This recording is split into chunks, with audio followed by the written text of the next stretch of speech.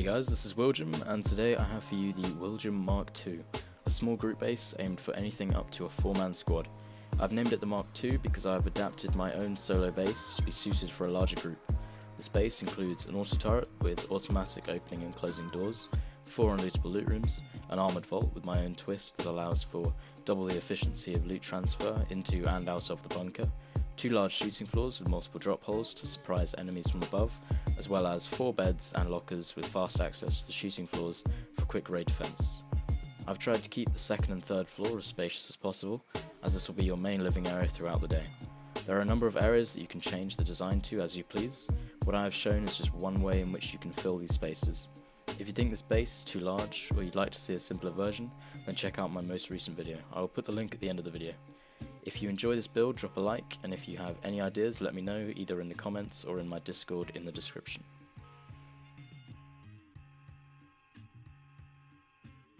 Dropping down into the bunker is where we see the main difference between my solo base and this new clan base. As you can see, the center is a lot more open. You have room for bags and a storage room. I've gone for shelves, but you can choose whatever you want for the storage. Of course, you have the unlootable loot rooms with code locks. These are the same below, so in total you have 4 unlootable loot rooms. You need the campfire to be able to reach the boxes, which means raiders will have to step on it and get killed by the shotgun trap. Through here, and this is mirrored on both sides, you have a box for exchange into the bunker, and on this side you have the access to the electrical parts for the auto turret. All you have to do is simply turn on the generator, the doors open, turn off the generator, the doors close. Auto turret will turn on and off when you press it. Looking at the bunker, you have the storage box on either side. You can fill up this box, F1 kill, spawn in the bag inside the bunker, and move the loot from that box into the 2 boxes below or the tool cupboard. This means you have double the efficiency of other bunkers which only have 1 box that leads towards the center of the bunker. This is the upkeep for the base, and we will now get into the build. Start by placing a square foundation and upgrade it to armoured. You can place a tool cupboard right at the back and a sleeping bag to the left. If done correctly, you will have room to place a wall right behind it. Place shelves at the front and fill the bottom shelf with large boxes. Place the square foundation to the left and a roof on top of it. This will open up the bunker. You can now place your box on the top shelf, sticking through the wall. After you remove the roof, the box will remain sticking through the wall. Repeat this on the other side. Try and place the large box as far back in the shelf as possible. This will save space for the garage door later. Remove the square foundations and seal off the bunker. Place foundations in the following footprint and upgrade them all to sheet metal.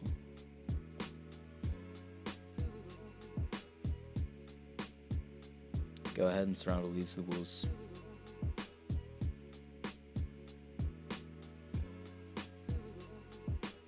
Place a half wall and then triangles in the following footprint.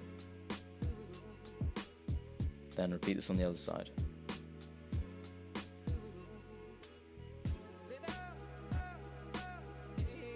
Place full height walls, a ceiling, and then some shelves. You don't have to use shelves, you can use any sort of loot room design you like. For the unlootable loot rooms, stack 4 rugs on top of each other, then a shotgun trap. Remove the rugs, place 2 large boxes, and then remember to code lock them. You can then place a low wall and then a ceiling. It's a good idea to make the ceiling armoured to prevent soft sign raiding. You can then repeat this loot room design in the other 3 spaces. If you're wondering why the 4 rugs, it increases the height of the shotgun trap just enough so that it reaches above the low wall.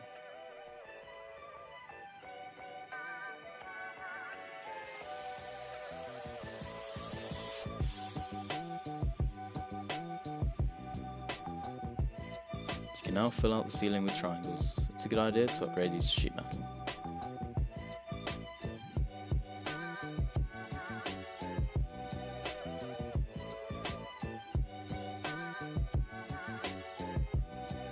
Placing 2 half walls facing outwards, and then fill up the rest of the triangles with door frames. Then fill the door frames with garage doors.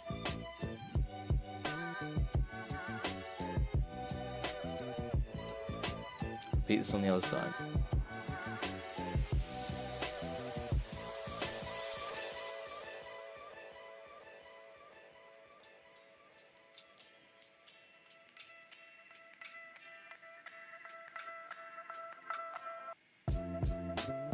Remember to place campfires in front of each loot room to be able to access the boxes.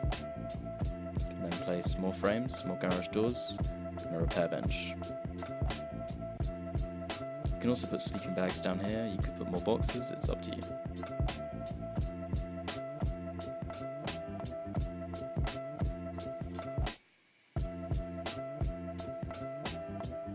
Moving on to the second floor, it's time to add some more honeycomb. It's a good idea to upgrade this straight to sheet metal. Start adding walls around the second floor. You should upgrade all those to sheet metal and start filling out with frames. Before you place the frame on the tunnel, place half wall in the triangle. This adds a little bit of extra storage. For the access to the second floor, you want to make 2 more sheets. Start filling all the frames with garage doors. It's a good idea to place the garage doors first, as after you've placed boxes it makes placing garage doors very difficult.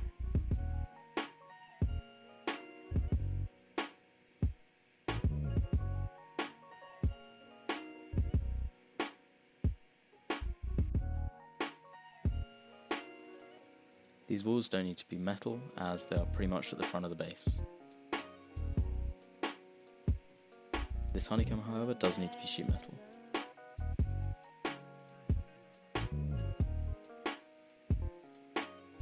Place the foundation steps. It's a good idea to upgrade these to stone. And 2 single doors. This creates a nice little airlock. The reinforced window bars are required for later. Place 6 furnaces.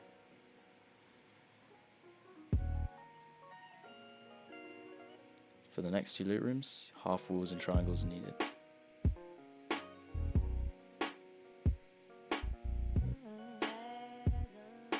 Make sure you've already placed the garage door before you place the small boxes.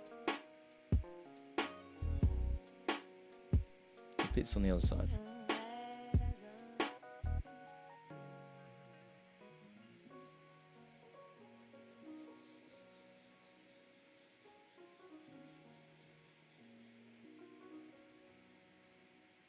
You can now add the ceiling.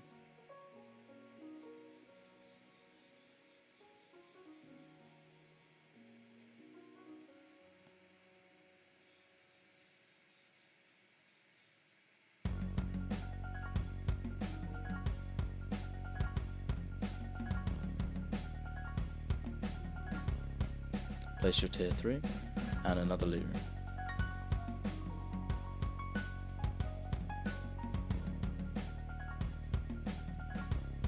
You can fill up the space with bags, more boxes, it's completely up to you. I've left it open because I like having more space. Place frames on the other side and fill this up with boxes. Here you can place your tier 2 workbench.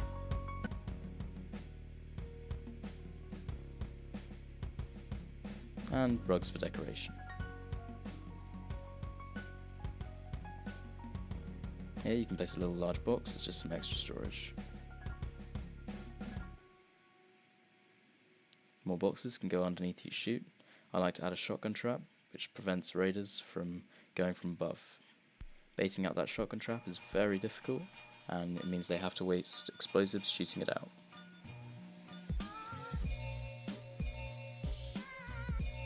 Before we move on to the top floor, we're going to have to add some more honeycomb. This does no longer need to be metal and can all be stone.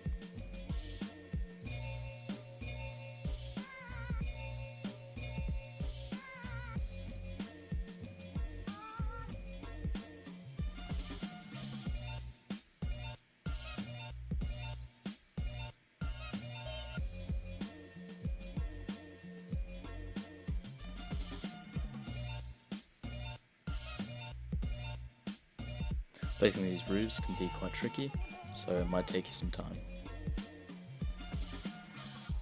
You see, stereophonic sound for the home is recorded on 2 separate tracks, each one giving special emphasis to certain sections of the orchestra, as heard from those positions. Now, when played back simultaneously on two separate Place 2 frames in a triangle. This will be where the auto turret is placed later. A new dimension and sound impossible to obtain in a monaural recording. You can now move to the top floor.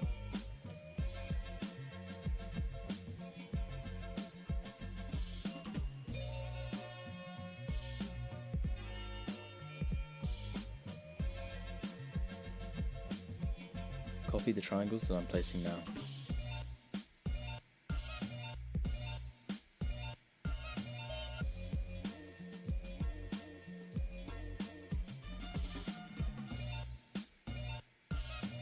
We're now creating our room for our beds and our lockers. I like having lots of reinforced window bars. It gives you good visuals on what's outside your roof.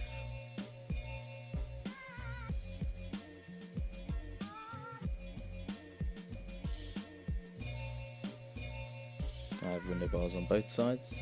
This means if anyone happens to be on your roof, you can see and not get killed. Place your beds.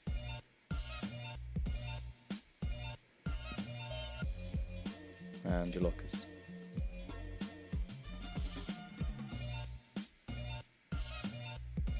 Place garage doors in the frames. Even more frames can be placed here.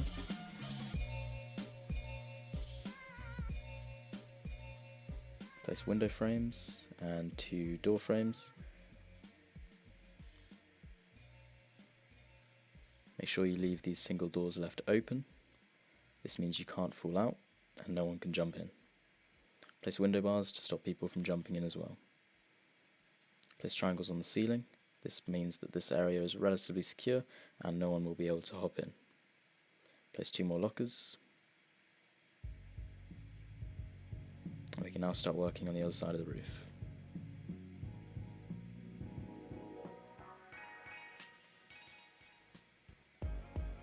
Place this roof to access the very top floor.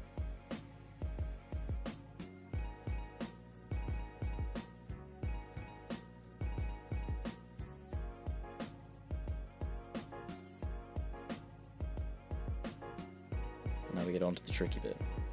These sandbags and concrete barricades have weird clipping, and sometimes it can be quite difficult to place them.